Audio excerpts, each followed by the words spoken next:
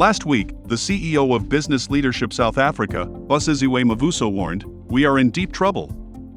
She said, "We need meaningful and targeted interventions that will ensure we don't end up in the doldrums and we don't end up as another failed African state." With an unemployment rate of 32.9%, 1 in 3 people is unemployed. And according to the World Bank, a quarter of the population is experiencing food poverty, so we should take this warning extremely seriously. There is only so much pressure society can absorb before reaching breaking point. In 1906, Alfred Henry Lewis said, "There are only 9 meals between mankind and anarchy." In other words, 3 days without food, and people become so desperate that they will do anything. When there are too many desperate people, society reaches a tipping point where anarchy becomes inevitable.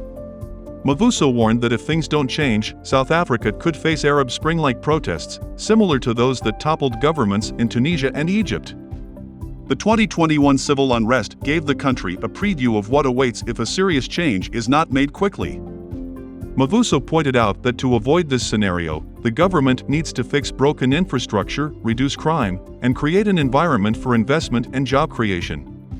The solutions to fixing these problems are not unknown or impossible to achieve.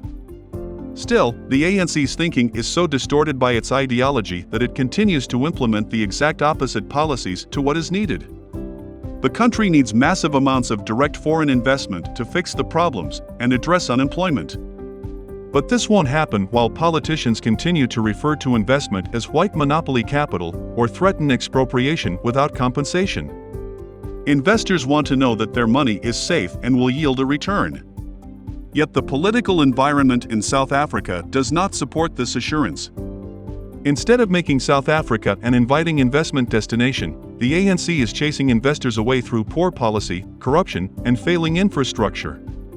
And rather than good governance, the ANC's focus this year will be drumming up enough support before the 2024 election. They will do this by playing the race card, pandering to the ideas of the far left, and proposing destructive populist policies. The empty promises might be enough to keep anarchy at bay for the time being, but make no mistake, as long as the ANC is in power, anarchy is coming. If you want to know more about what is happening in the world, check out our sponsor's book, The Ministry of Truth, by Ethan Quinn. This book explains how identity politics is used to manipulate society. Please support this channel by liking and subscribing.